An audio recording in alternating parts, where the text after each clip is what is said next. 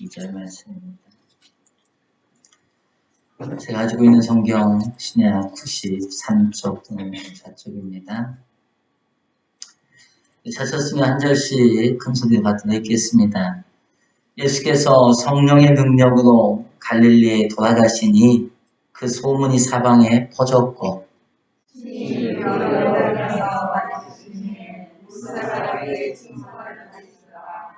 예수께서 그 자라나신 곳 나사렛에 이르사 안식일에 늘 하시던 대로 회당에 들어가사 성경을 읽으려고 소심해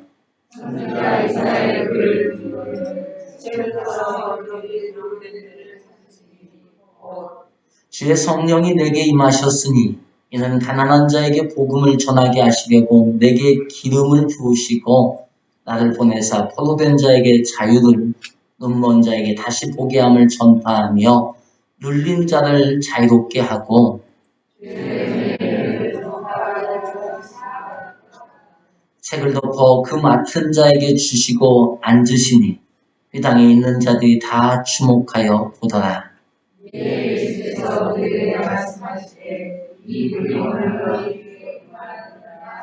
같이 읽습니다.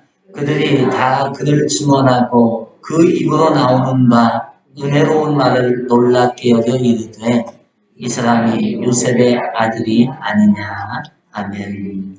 기도하겠습니다. 좋으신 주님,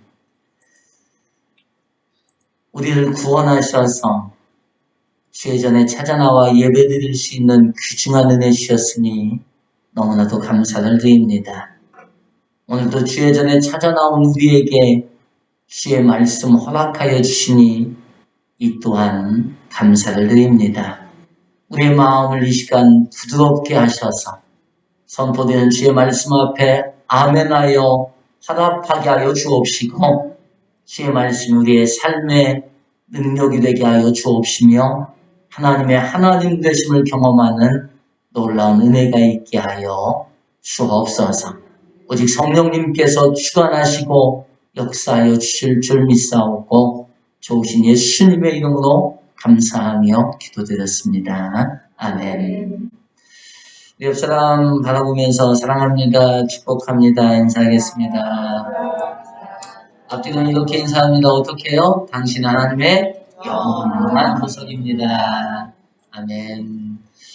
우리는 누가 뭐라해도 하나님께서 가장 아끼고 귀히 여기시는 보석이라고 하는 사실 잊지 마시고 예수님 부여잡고 넉넉히 승리의 삶을 사시기를 예수님의 이름으로 간절히 축원합니다. 옛날에 다른 나라로 이민을 가는 데가 그만 큰 풍랑을 만나게 되어 무인도에 표류하게 되었습니다.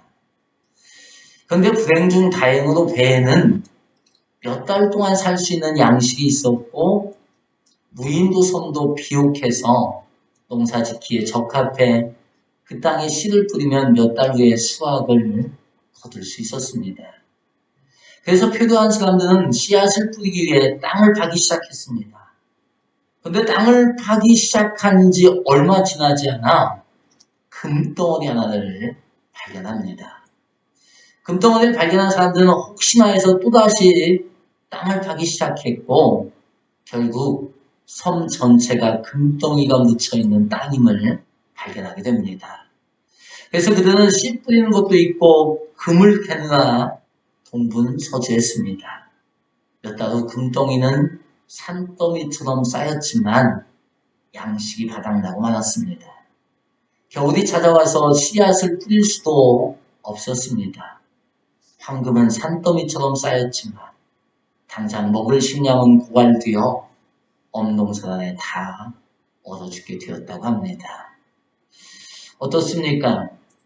어리석게 느껴지지 않습니까? 정말 소중한 것이 무엇인지 모르는 인생은 이와 같은 안타까운 삶을 살 수밖에 없습니다. 그런데 혹 저와 여러분도 이런 어리석은 삶을 살고 있지는 않습니까? 특히 예수님을 믿는 우리가 하나님께로부터 받아야 될 진정한 복은 놓치고 당장 눈앞에 보이는 것들만을 구하는 어리석은 삶을 살고 있지는 않습니까? 쉽게 말해 우리가 하나님께로부터 받아야 할 영적인 복은 놓치고 세상적인 복만을 구한다면 우리는 어리석은 인생을 살고 있는 것입니다. 그렇다면 믿는 성도인 우리가 가장 값지고 귀하게 여기고 받아야 될 복이 무엇일까요? 그것은 다름 아닌 성령 하나님이십니다. 누가복음 11장 13절 말씀을 우리 다 함께 읽겠습니다. 시작. 너희가 악할지라도 좋은 것을 자식에게 줄 알거든 하물며 너희 하늘 아버지께서 구하는 자에게 성령을 주시지 않겠느냐 하시니라. 아멘. 성령님이야말로 하나님 아버지께서 믿는 성도인 우리에게 주신 가장 값진 선물이며 복입니다. 그러기에 부활하신 예수님께서도 하나님께서 허락하실 가장 값지고 귀한 복인 성령님이 임할 때까지 예루살렘을 떠나지 말고 기다리라고 제자들에게 말씀하셨던 것입니다. 누가복음 24장 49절 말씀을 우리 다 함께 읽겠습니다. 시작. 볼지어다 내가 내 아버지께서 약속하신 것을 너희에게 보내리니 너희는 위로부터 능력으로 입혀질 때까지 이 성에 머물라 하시니라. 아멘.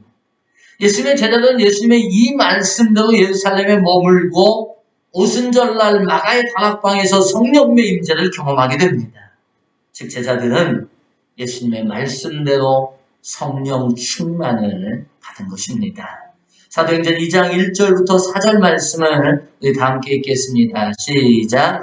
오순절 날이 이미 이름에 그들이 다 같이 한 곳에 모였더니 호련히 하늘로부터 급하고 강한 바람 같은 소리가 있어 그들이 앉은 온 집에 가득하며 마치 불의 혀처럼 갈라지는 것들이 그들에게 보여 각 사람 위에 하나씩 임하여 있더니 그들이 다 성령의 충만함을 받고 성령이 말하게 하심을 따라 다른 언어들로 말하기를 시작하니라. 아멘. 그렇습니다. 가장 값지고 귀한 복인 성령님을 하나님께서 주실 것을 믿고 성령님을 사모하여 기다리면 우리도 제자들처럼 하나님께서 약속하신 가장 값지고 귀한 성령 충만을 받게 됩니다. 그런데 왜 성령님이 믿는 성도인 우리가 받아야 할 가장 값지고 귀중한 복일까요? 그 이유는 성령님께서 우리에게 임하시면 성령님으로 말미암아 우리에게 놀라운 일들이 일어나기 때문입니다. 그렇다면 예수님께서 약속하신 성령님이 우리 안에 임할 때 우리에게 일어날 놀라운 일은 무엇일까요? 왜냐하면 성령님이 우리 안에 임함으로 말미암아 우리에게 일어날 놀라운 일들을 본문의 말씀을 통해 깨닫게 됩니다. 그러므로 저와 여러분이 본문의 말씀을 통해 성령님이 우리 안에 임하면 일어날 놀라운 일들을 마음에 새겨 하나님께서 우리에게 주실 가장 값지고 귀한 성령님을 사모하고 받아 성령의 놀라운 역사를 경험하며 사시기를 간절히 소망합니다. 성령님이 우리에게 임하면 어떤 일이 일어날까요? 성령님께서 우리에게 임하면 가난한 자에게 복음이 전해집니다.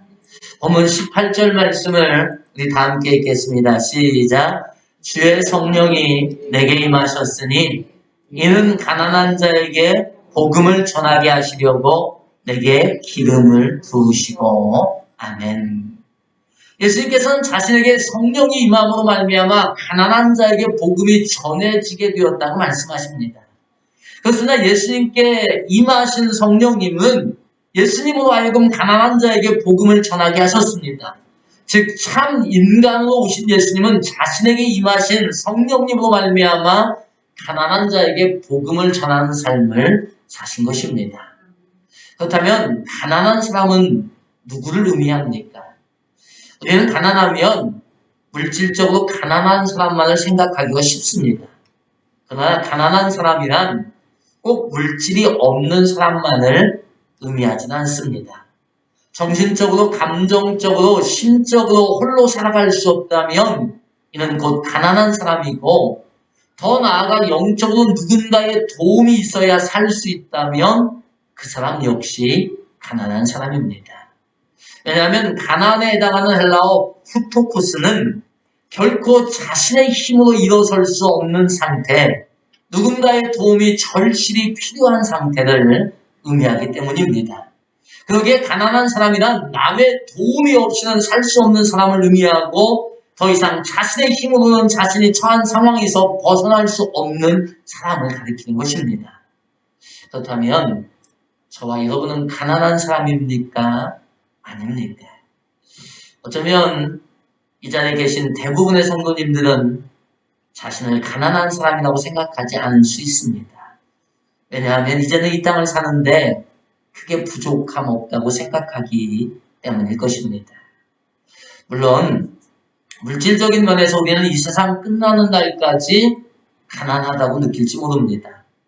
백석 가진 사람은 천석 가진 사람을 부러워하고 천석 가진 사람은 만석 가진 사람을 부러워하는 것이 사람이기에 물질에 만족하지 않는 이상 물질에 대한 가난함에서는 벗어날 수 없을 것입니다. 하지만 우리가 살던 그 옛날에 비하면 이제는 어느 정도 살만합니다. 우리 자녀손들도 그만하면 된 것 같습니다. 그래서 우리는 더 이상 가난함에 대한 인식이 없습니다. 쉽게 말해 더 이상 가난한 사람이 아니라고 생각한다는 것입니다. 그런데 문제는 이러한 물질적인 부유함으로 인하여 우리는 우리의 진정한 가난함을 잊고 살 수 있다는 것입니다. 그것은 바로 영적인 가난함입니다. 요한계시록 3장 17절 말씀을 우리 다 함께 읽겠습니다. 시작. 내가 말하기를 나는 부자라 부유하여 부족한 것이 없다 하나 내 곤고한 것과 가련한 것과 가난한 것과 눈먼 것과 벌거벗은 것을 알지 못하는도다. 아멘. 이 말씀은 주님께서 라오디게아 교회를 향하여 하신 말씀인데요. 라오디게아 교회는 영적으로 빈곤한 상태였음에도 불구하고 자신들이 가진 물질적인 부유함 때문에 자신들의 곤고함과 가련함과 눈먼 것과 벌거벗은 것을 알지 못하고 있었습니다. 결국 이처럼 물질적인 부유함으로 말미암아 영적인 빈곤함을 깨닫지 못한 라오디게아 교회는 예수님의 책망을 받게 됩니다. 요한계시록 3장 14절 16절 말씀을 우리 다 함께 읽겠습니다. 시작. 라오디게아 교회의 사자에게 편지하라.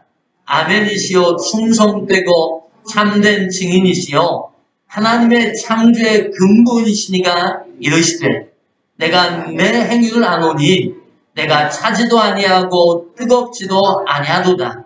내가 차든지 뜨겁든지 하기를 원하노라.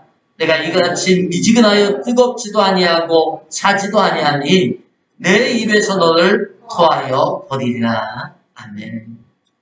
자신에게 있는 물질적인 부유함 때문에 예수님에 대한 기도를 제대로 느끼지 못하고 더 나아가 사명과 직분을 제대로 감당하고 있지 않음을 깨닫지 못한 라오디게아 교회는, 즉 영적 가난함을 깨닫지 못한 라오디게아 교회는 주님께로부터 토하여 버리겠다고 하는 엄청난 책망을 갖게 된 것입니다.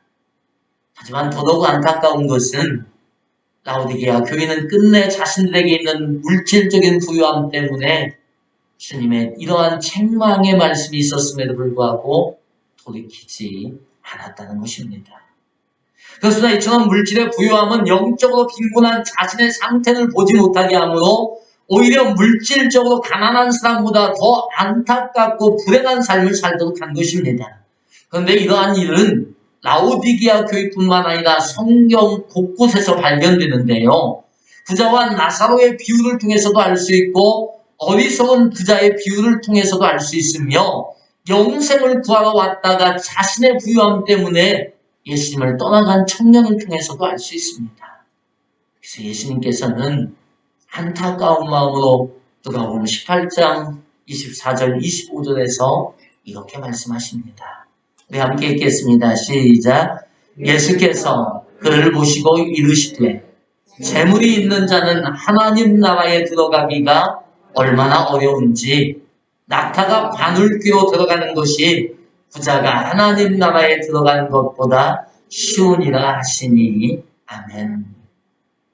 이처럼 물질적인 부유함은 자신의 영적인 가난함을 보지 못하도록 해서 설교를 시작할 때 말씀드렸던 예화의 사람들처럼 안타깝고 어리석은 인생을 살도록 한 것입니다. 그렇습니다. 우리는 가난한 사람들입니다. 특히 영적으로 가난한 사람들입니다. 우리는 예수님 없이는 결코 살 수 없고 구원받을 수 없는 진정 가난한 사람들입니다.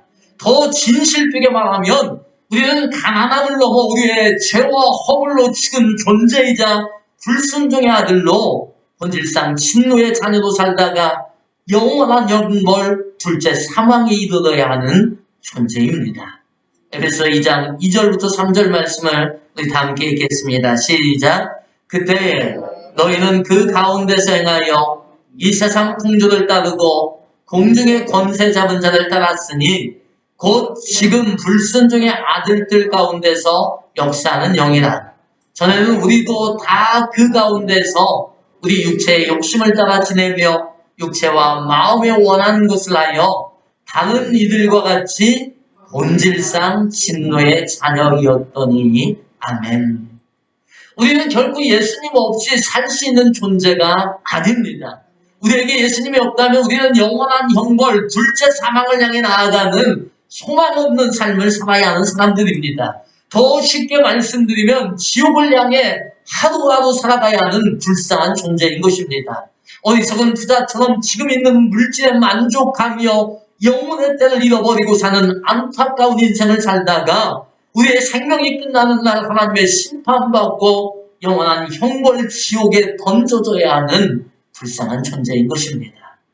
그러나 우리에게 성령님이 임하시면 성령님은 우리로 하여금 이러한 가난함을 보게 하십니다. 내 자신이 곤고하고 가련하고 가난하고 눈이 멀고 벌거벗은 것을 알게 하십니다. 그리고 이런 나 자신에게 예수님이 필요하다는 사실을 깨닫게 하십니다. 그리고 우리의 진정한 필요이신 예수님을 받아들이게 하십니다. 바로 이것이 가난한 자에게 전해지는 복음입니다. 다시 한번 본문 18절 말씀을 다 같이 읽겠습니다. 시작. 주의 성령이 내게 임하셨으니 이는 가난한 자에게 복음을 전하게 하시려고 내게 기름을 부으시고 아멘. 성령님이 임하면 우리는 가난함을 보게 되고 이 가난함을 어떻게 해야 할지 고민하게 되고 우리를 구원하기 위해 오신 예수님을 절실히 필요하게 되어 예수님을 영접하게 됩니다. 즉 성령 받은 베드로의 설교를 듣고 자신의 영적 가난함을 깨닫고 어떻게 해야 구원받을지를 묻는 그 옛날 초대교회 역사가 이루어지는 것입니다. 그래서 예수님께서는 요한복음 16장 7절부터 11절에서 이렇게 말씀하십니다. 네, 함께 읽겠습니다. 시작. 그러나 내가 너희에게 실상을 말하노니 내가 떠나가는 것이 너희에게 유익이라. 내가 떠나가지 아니하면 보혜사가 너희에게로 오시지 아니할 것이요 가면 내가 그를 너희에게로 보내리니 그가 와서 죄에 대하여 의에 대하여 심판에 대하여 세상을 책망하시리라. 죄에 대하여라 함은 그들이 나를 믿지 아니하며 의에 대하여라 함은 내가 아버지께로 가니 너희가 다시 나를 보지 못하며 심판에 대하여라 함은 이 세상 임금이 심판을 받았음이라. 아멘. 성령님께서 우리에게 임하시면 우리는 죄에 대하여 깨닫게 되고 어떻게 의롭게 될 것인가, 즉 어떻게 구원받을지에 대해서도 깨닫게 되어 우리를 구원하러 오신 예수님을 영접하게 되어 죄와 심판에서 벗어나 구원받고 참된 부유함 가운데로 들어가게 되는 것입니다.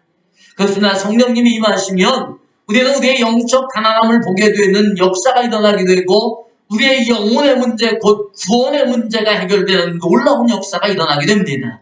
그래서 성령님은 있는 우리가 받아야 할 가장 값지고 귀중한 복인 것입니다. 더 나아가 우리에게 성령님이 임하시면 우리 역시 예수님처럼 제자들처럼 가난한 사람들, 즉 예수님이 필요함에도 아직도 예수님을 믿지 않고 살아가는 사람들에게 복음을 전하는 삶을 살게 되고 그때 예수님께로 돌아오는 놀라운 역사를 보게 됩니다. 즉 전도의 열매를 맺을 수 있게 되고 하늘의 별과 같이 빛나는 삶을 살게 되는 것입니다. 다니엘서 12장 3절 말씀을 우리 다 함께 읽겠습니다. 시작. 지혜 있는 자는 궁창의 빛과 같이 빛날 것이요 많은 사람을 옳은 대로 돌아오게 한 자는 별과 같이 영원토록 빛나리라. 아멘.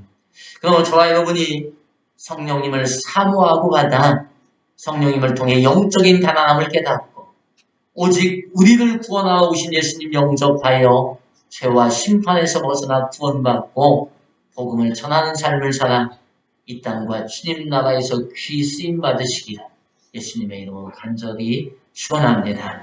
우리 옆사람에 고백하겠습니다. 성령 받아 참된 부유함 가운데 삽시다.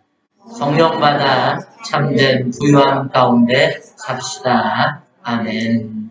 우리 찬송 190장 보도록 하겠습니다.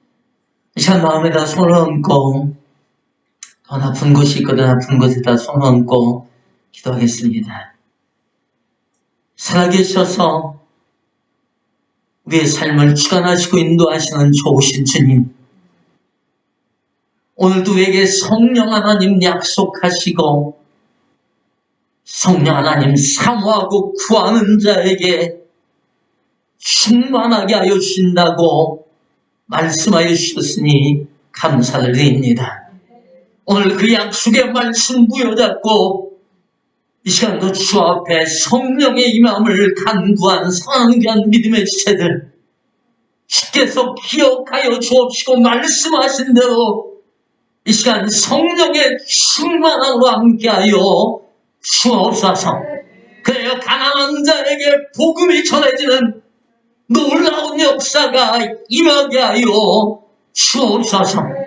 우리의 영적인 가난함을 보게 하여 주옵소서. 우리의 눈 멀고 헐벗은 것을 보게 하여 주옵소서. 우리의 곤고함을 보게 하여 주옵소서. 세상 것들로 말미암아 가려졌던 우리의 눈이 이제 떠지게 하여 주옵소서. 우리가 진정 예수 그리스도의 필요함을 알게 하여 주옵시고 예수 그리스도 더욱 부여잡고 영접하여 구원의 확신과 감격 가운데 살아가게 하여 주옵시며 흔들리지 않는 믿음으로 주님 나라 향해 나아가는 복된 우리의 삶이 되게 하여 주옵소서. 온천하를 얻고도 새 생명을 잃으면 무엇이 유익하리오 주님 말씀하셨사오니 지어 우리의 눈을 열어 우리의 가난함을 보게 하여 주옵시고 이제는 오직 주님만 부여잡고 주님만 의지하며 살게 하여 주옵소서. 특별히 우리 귀한 청년들, 학생들, 어린 생명들 가운데 이 놀라운 역사가 일어나게 하여 주옵시고 아직도 믿지 않는 우리의 형제, 자매와 부모와 우리의 자녀들 가운데 이 놀라운 역사가 일어나게 하여 주옵소서. 그래요 구원의 감격과 기쁨 가운데 주님 모시고 살아가는 진정한 신수성가의 삶을 살아가게 하여 주옵소서. 주여 성령을 사모하는 자에게 주신다고 약속하셨사오니 허락하여 주실 줄 믿고 감사를 드립니다. 이 시간도 간절한 마음의 소원이 있어 마음에다 손을 얹고 기도하는 귀한 지체들마다 주께서 일일이 그 소원하시오니 응답하여 주옵시고 아픈 곳에다 손을 얹고 기도하는 사랑과 믿음의 지체들 그 얹은 손에 주의 피 묻은 손이 역사하여 주옵시고 성령의 불이 역사하여 주옵시고 치료의 광선을 발하여 주옵소서. 주님 맞으신 채찍이 묘미 되고 능력이 되게 하여 주옵시고 십자가에서 흘리신 주의 보혈이 흘러 차고 넘치게 하여 주셔서 깨끗하게 고쳐 주옵소서. 이 시간 나사렛 예수 그리스도의 눈물하노니 성령 충만을 사모하며 간구한 사랑과 믿음의 세들 가운데 주님 약속하신 성령의 충만함이 임할지어다. 성령의 님의 놀라운 역사로 말미암아 가난함을 보고 주님을 붙잡고 주님을 의지하며 믿음으로 사는 놀라운 은혜가 차고 넘칠지어다. 마음의 간절한 소망마다 이루어질지어다. 연약한 곳곳마다 치료함 받을지어다. 마음의 아픔과 상처는 치료함 받을지어다. 연약한 육신은 나옴 받을지어다. 뼈 마디마디 신경조직 세포 근육 오장육부 장기장기 하나 이목구비 하나하나마다 고침받을지어다. 치료받을 시어다. 아버지 하나님, 주 예수 그리스도의 이름으로 명령하고 선포했사오니 주여 이제 일하여 주옵시고 우리가 지금 하나님 되신 경험하고 마음껏 간증하게 하여 주옵소서. 이 시간도 지혜 전에 나올 때 빈손 들고 나오지 아니하고 주 앞에 예물 드리는 귀한 손길들 기억하여 주옵소서.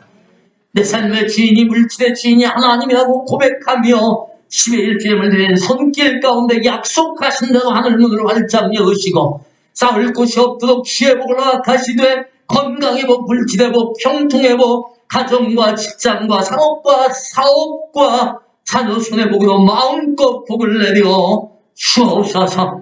여러 가지 감사의 조건과 소원을 담아드린 예물 가운데도 주님 역사하여 주셔서 더 크고 놀라우신 하나님, 응답하신 하나님, 역사하신 하나님 경험하며 간증하며 증거하며 살게 하여 주옵소서. 지정금 바친 손길들 가운데 역사하여 주셔서 죄전에서 예배드리는 자에게 약속하신 하늘의 기쁨과 주님이 존귀케 하심과 하나님이 친히 기업이 되어오시는 놀라운 복으로 함께하여 주옵소서.